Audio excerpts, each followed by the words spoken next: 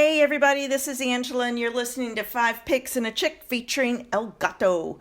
This is a show that gives you 5 NFL picks for people who love football and friendly wagering. However, we are in the off season, so we're going to talk about March Madness, El Gato. Let's do it. It's Sweet 16 time, so going to be some good matchups starting tomorrow and then through the weekend leading up to the Elite Eight. And then going to the Final Four, so we've got some exciting games coming up, yeah. Very exciting. Well, our special guest picker is Rudy. However, he's not going to be on the call with us, but we do have his pick, so we'll go into that in a little bit. So last week, El Gato, you and I both went 3-2, so that's a winning record there. Winning record. There were some upsets, of course, as always in the round of 1 or 2. But, man, there were some close games. We lost or didn't cover, so to speak. But that's the way it goes. That's the way basketball is. You know, some teams, get up heavy, and then they just fade away there in the second half, which I think a couple of our picks did. And that's the way the ball bounces, so to speak. You know what's interesting, El Gato, last week's picks, my 2 picks covered, our guest picker's picks covered, and your 2 picks covered. It was just the way we kind of picked against one another in some of the games. Yeah, you're right about that. But we'll see how this weekend turns. Yep. So we did have some winners. Anyway, there you go. My first pick is going to be Gonzaga plus 5.5 versus Purdue. Purdue has rolled through the first 2 rounds, but I think we'll run into stiffer competition in the Bulldogs. Zach Edey is the dominant force in this game. He's with Purdue Boilermakers, but I think Gonzaga is a more well-rounded team. Gonzaga shoots 52% from the field and can definitely match Purdue offensively. I think this will be a close game. That's why I'm taking Gonzaga getting the points. What are your thoughts on this game, El Gato? I'm going to go with you with Gonzaga plus 5.5. They got to the Sweet 16 by beating McNeese and beating Kansas, Purdue by rolling over Grambling and Utah State. But you're right about Gonzaga being a well-rounded team. They match up pretty well inside. They're not as big as the big man from Purdue, but the Gonzaga has size. They've got some 6'9" and 6'10" players. They've got some good guard play. They're disciplined both offensively and defensively. They don't foul too much, so I don't expect Purdue to be on the foul line, gaining points that way. They have good outside shooters. Purdue, with that big man that we've mentioned, complemented by a couple of good guards that Purdue has. And it's going to be an exciting game, but I think Gonzaga, in the end, will pull through and cover that plus 5.5. Plus, Purdue has so much pressure on them. Going back to last year, not advancing, and then this year, finally meeting up with that competition, like you say, Angela. So we'll see how that goes. But I'll take Gonzaga with the points. Well, my second pick is going to be North Carolina State plus 6.5 versus Marquette. North Carolina State swept through their conference tournament and have won the first 2 games in this tournament, which gives them a 7-game winning streak. So they have played 7 games in 11 days.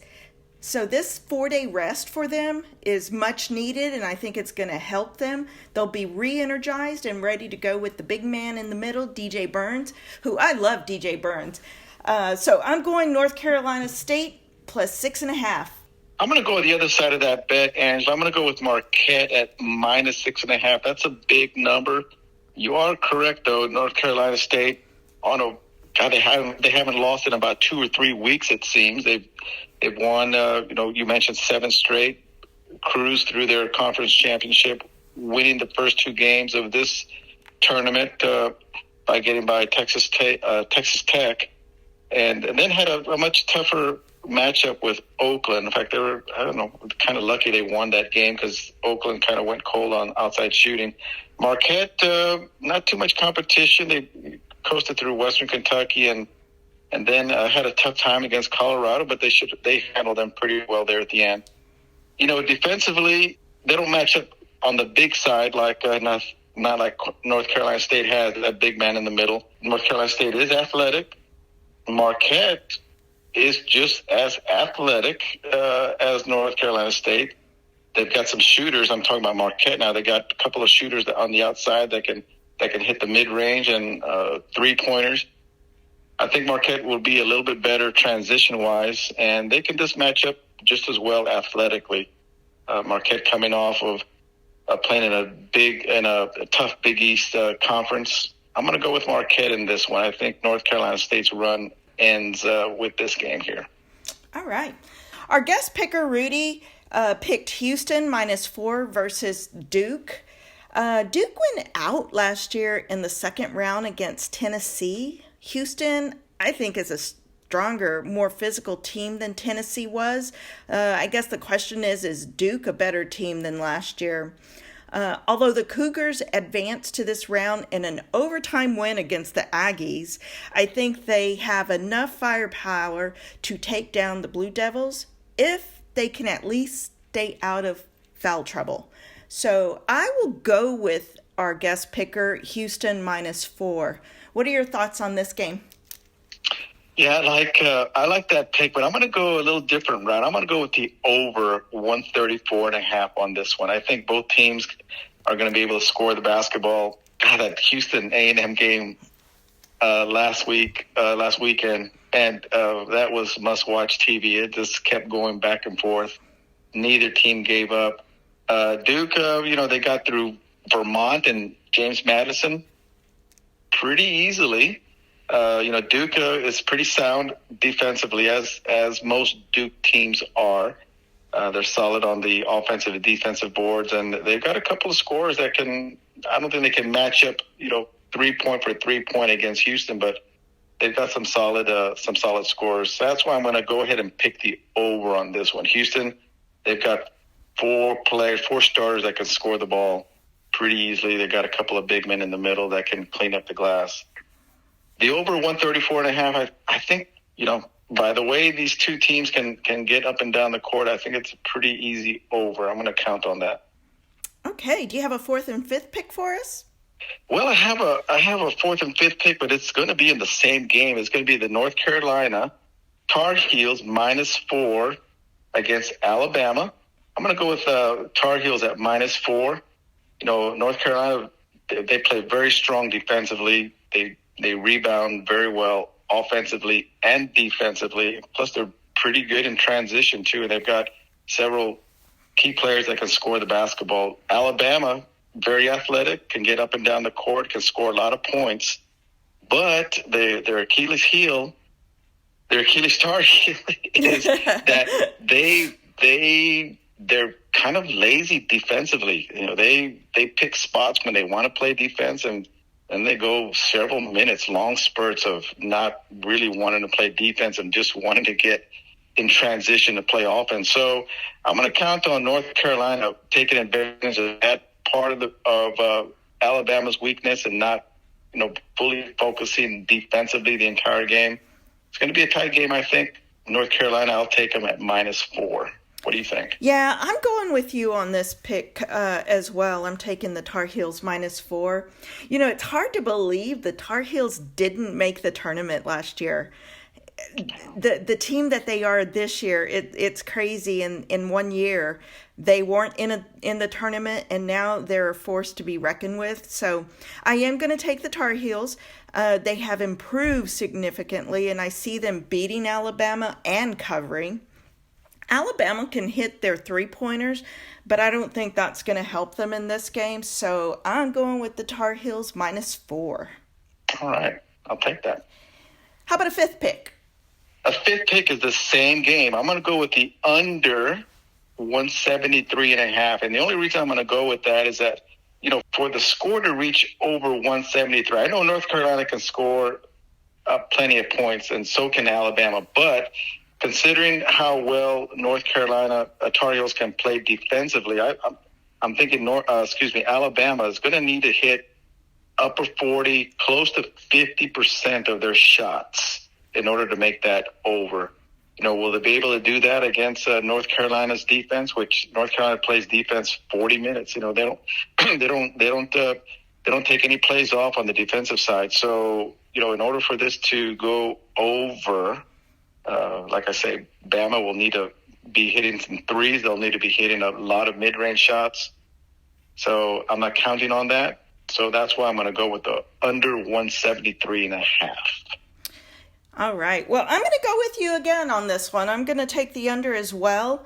Bama has Mark Sears, their guard. He averages 21 points a game, and he's actually 43% shooting his three-pointers. But I think this is going to be a defensive battle, and so that's why I do like the under in this game. So I'm going to go with you with the under. All right, I like that.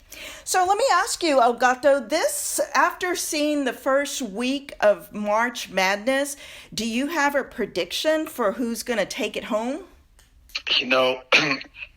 I watched several games. I rarely watched an entire game of one game. I was, scanning as many games as I could, watch pieces of some games.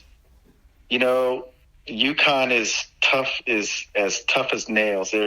They take on the personality of their coach. They're going to be a tough out. Whoever beats UConn, if someone can beat them, is going to be probably the eventual champion. I like Tennessee, the way they play defense. I like the way they go on transition. Those are two teams. Gonzaga, surprise team. They play well-rounded team, as we mentioned earlier. It's going to be exciting. I'm thinking it's going to be Tennessee on one side and maybe UConn on the other that pulls it out. Yeah, my prediction is still the same as I said last week. It's still UConn. I mean, UConn is so good offensively and defensively. It's like they're almost perfection. But I know no team is perfect.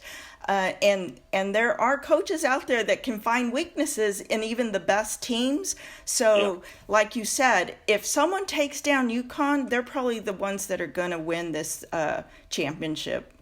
Yeah, UConn's going to be tough. I didn't realize I didn't keep up with them a whole lot during the season, but starting with their conference, the end of their conference tournament, and then into these two games, I mean, they're athletic.